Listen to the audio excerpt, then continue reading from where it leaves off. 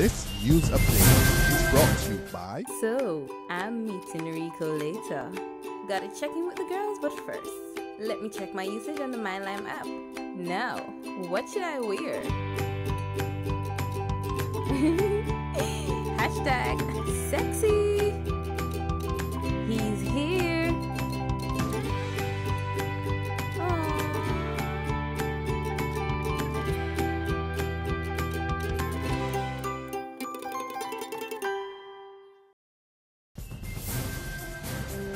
It's Thursday, May the 7th, 2015, and this is your Barbados Today afternoon news update. I'm Emmanuel Joseph. Thanks for joining us. We begin with news of a major fire at Northern Lumber Company in St. Lucie. 3 fire tenders were on the scene up to the time of this newscast. No further details are available. A warning from one of this country's most respected medical professionals: do not privatize the public health care services. Retired Dean of the Faculty of Medical Sciences, Professor Sir Errol Mickey Waldron, is advising the Frondale Stewart administration that if it privatizes the public health care services, all of the advances made in this sector during the past half-century would be eliminated. Speaking last night at the Barbados Museum and Historical Society's panel discussion on health for all, the honorary QEH consultant said many Barbadians cannot afford private individual costs for medical care, and in privatizing, the best treatment would benefit only the few. He suggested that emphasis should be on maintenance of health and preventing illnesses. I think the paradigm of looking after health in this country needs to be shifted to, whether it's prepaid or not, health maintenance. As we have maintenance schemes, we have to start preventing illness. We have to start preventing the ravages of the chronic diseases which people are talking about. So, and we have to look after our elderly population, whether it's through tax relief or allowance for daycare, home, or else. In the wake of this week's common entrance examination, primary school teachers in Barbados are getting themselves better equipped to deal with the problem of literacy.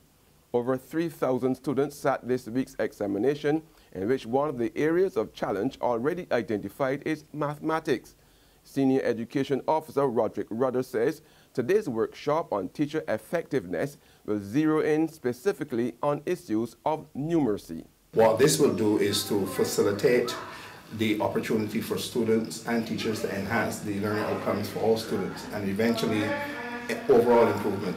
And therefore today's session is the beginning of the process of developing the school teacher effectiveness plans for those schools. Close to 200 teachers are taking part in the training exercise, and Rudder expects the process will culminate in the development of a national teacher effectiveness plan for primary schools. Come September, those plans will be implemented in the schools and will be monitored by the consultants and guidance provided, so that by the end of the project, what we would have would be 8 primary schools that would have gone through the process of developing school teacher effectiveness plans, trialing those plans, piloting those plans, refining them, and then being in a position to execute beyond the project.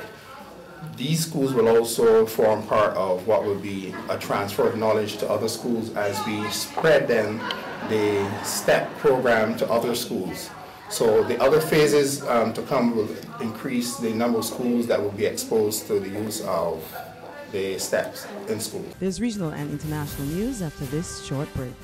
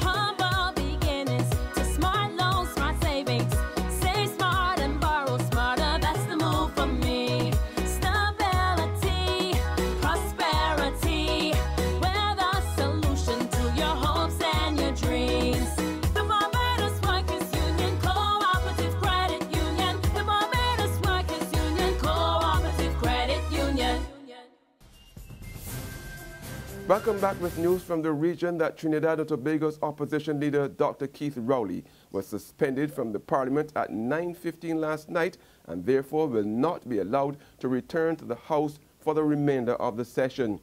Parliament will automatically dissolve by June the 17th.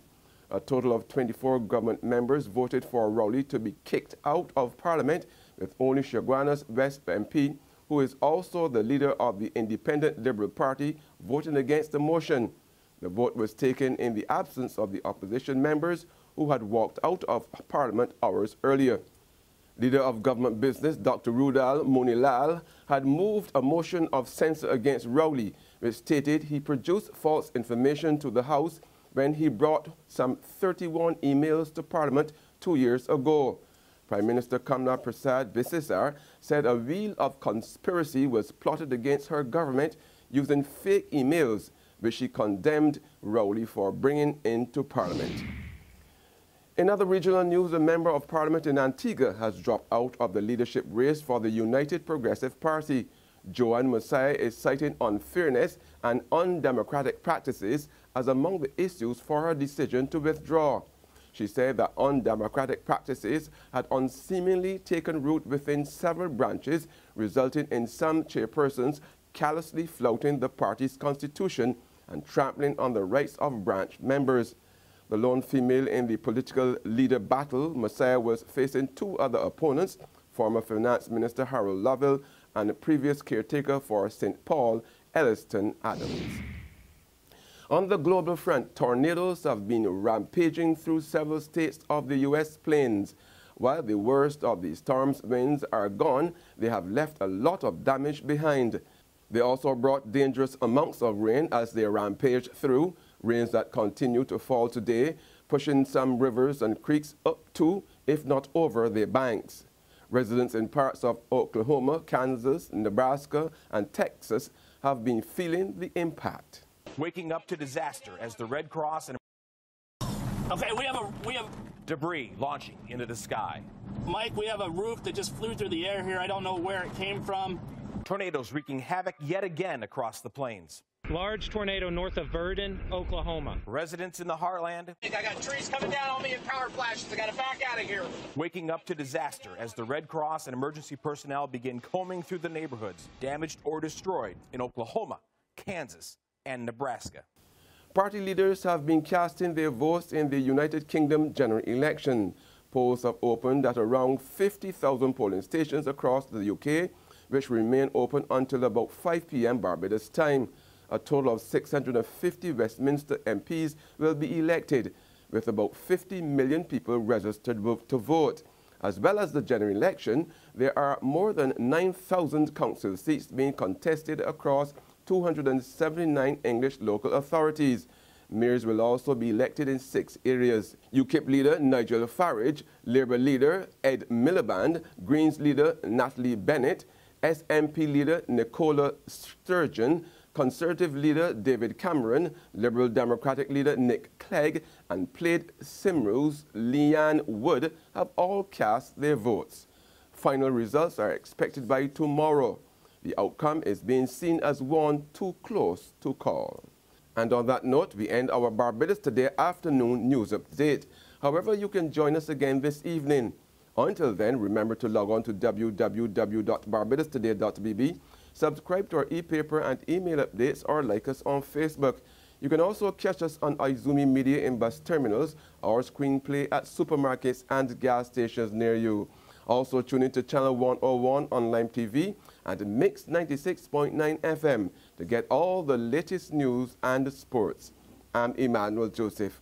Have a fantastic day. This news update is brought to you by... So, I'm meeting Rico later. Gotta check in with the girls, but first, let me check my usage on the MyLime app. Now, what should I wear? Hashtag sexy. He's here.